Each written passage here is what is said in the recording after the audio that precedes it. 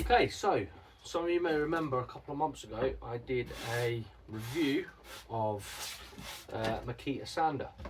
I said I'd come back to it after a certain amount of time and see how I was getting on with it, let you guys know. Well, the long and the short of it is I haven't got it anymore, because yesterday, after using it for 14 months only, it packed up. Just started smoking, overheated and burnt out. So I've got a refund, no problem. I had a 2-year guarantee on it, but obviously I didn't want to buy the same one again. So I went for a little bit of an upgrade and I bought this. This is I don't know how you say it, but it's MAXXT or MAXXT, and this is a bit of an upgrade. This was $239.99 from Amazon.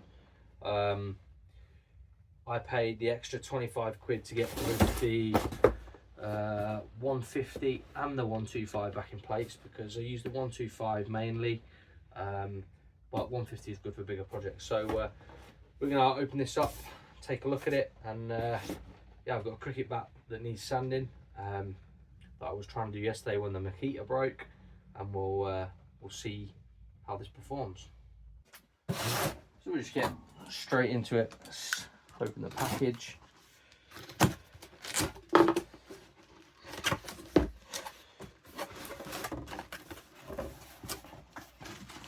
Manual, as you'd expect. Keep that available. There's the 125 backing plate, 125mm backing plate. That's the one I'll be putting on first, or I think it comes with the 150 on it, but I'll be using that one first. Comes with some sanding sheets, both sizes. The Allen key to change them over.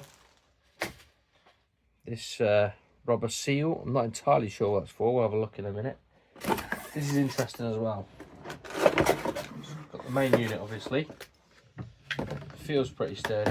It comes with dust extraction hose, which is really good feature. This does come off, but we'll have a look at that in a minute. So let's take that out. Really long cord as well, so good for being out and about as well, I think. Good packaging so far, I'm impressed with. There is the unit. So if I flip through the instruction manual, it's not great. Obviously it's got the diagram, parts, tells you exactly what everything is, but it doesn't tell you what this rubber seal is for. It also doesn't tell you how to remove the vacuum hose, and the reason I want to remove that is because this opposite end is the same size as my shop vac hose, so I can't put it inside or vice versa. So I'm going to take it off and plug my shop vac straight into the machine. It doesn't tell you how to do that, so we're just going to have a look for ourselves. 2 Phillips screws there, as you might be able to see. I'm going to just go ahead and undo those.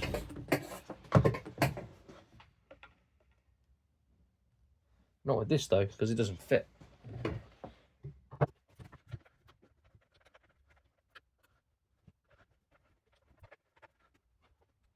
Well, that doesn't seem to make any difference to being able to remove the vacuum hose. Can't tell what those things are for at all. So we'll do them back up.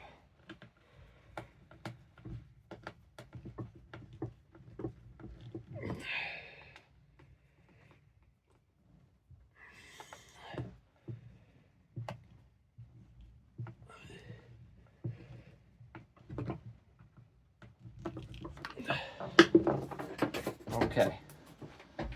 The next thing we're going to do is we're going to put the 125mm backing plate on here. So we're going to use the Allen key or hex wrench for our American friends. I'm going to undo this. It's fairly simple. undo that bolt. Oh, okay, so it looks like that. There's the rubber seal. It's just a spare one or a replacement.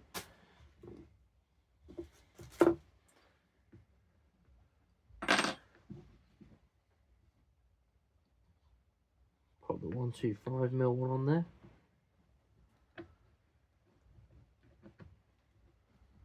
Like that.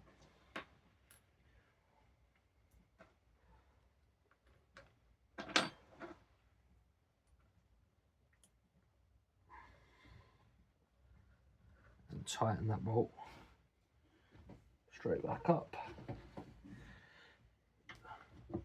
Nice and tight.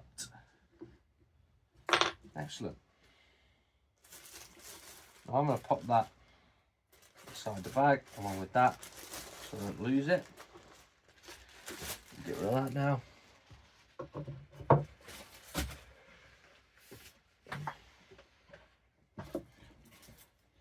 Really nice long cable, so if you're out and about, if you work on site a lot, this will be really useful, I imagine.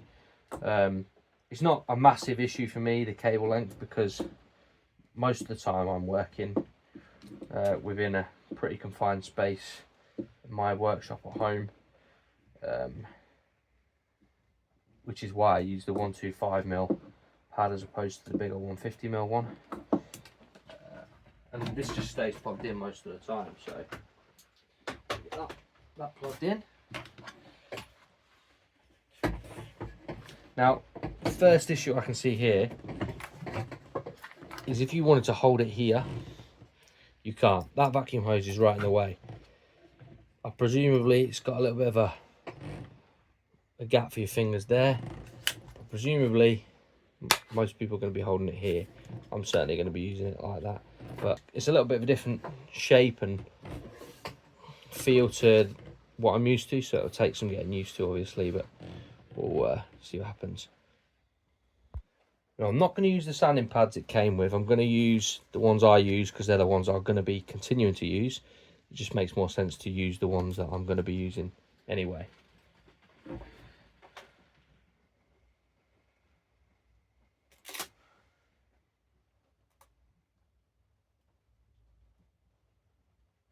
Like the holes, got loads of different holes, so you can use different types of things on there, and we'll turn it on.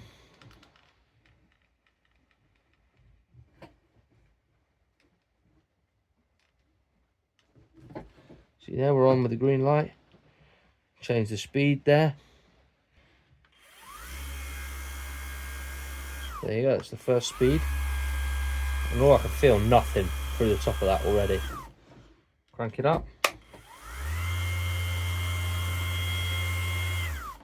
Let's go to level 4. Still very little hand fatigue there. And on the maximum setting. So let's give that a go and see what happens.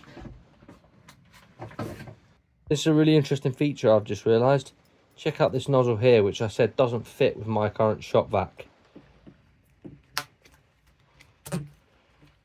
That is pretty cool. It's reversible, so now I should be able to fit that inside my shop vac.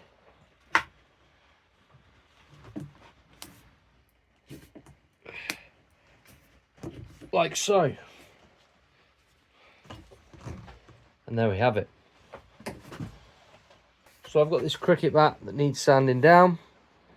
You can see it's looking a bit worse for wear. It's been repaired, obviously filled in. Just get rid of the glue. So I'm going to do exactly what I normally do. I'm going to go 80, 120, 240 on the front, back and the sides.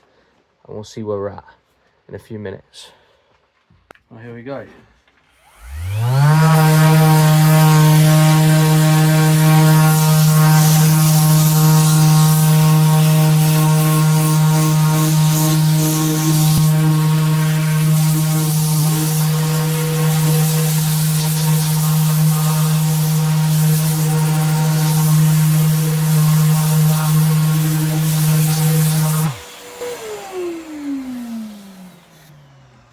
Well, first impressions, I'm pretty impressed with that.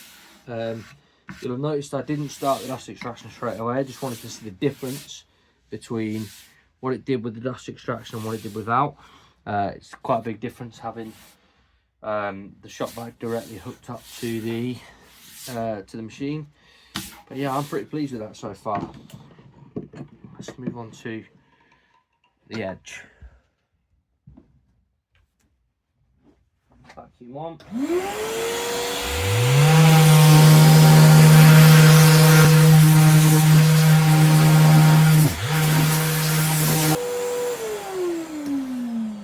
Well, using it with one hand is like so much easier than it is with the Makita or equivalent.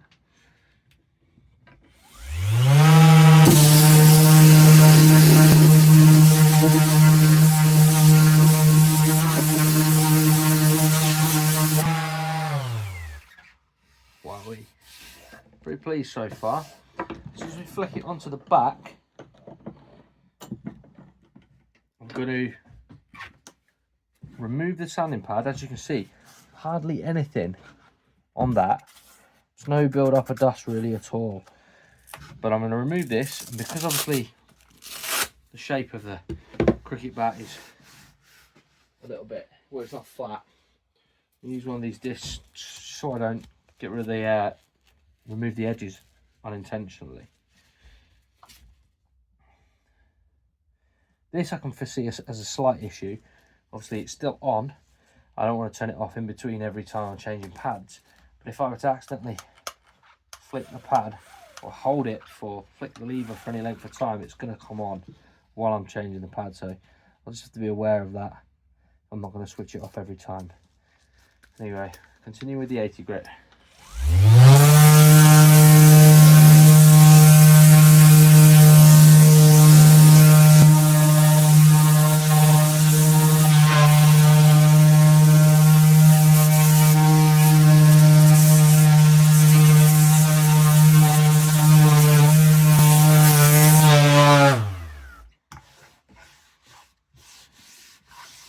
That's already pretty smooth, just after 180 grit.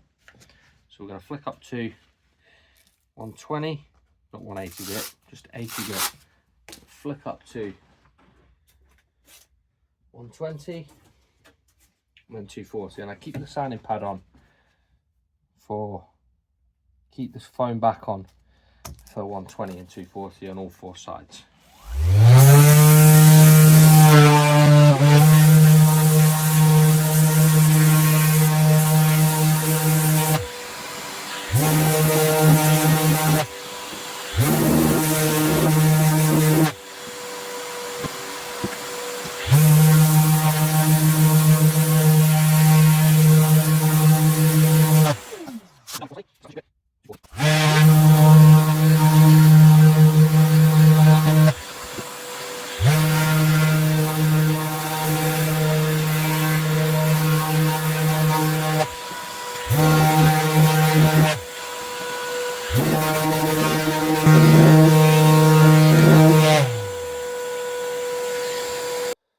So we've been through from 80 all the way through to 240, and that is as smooth as anything I've ever sanded before.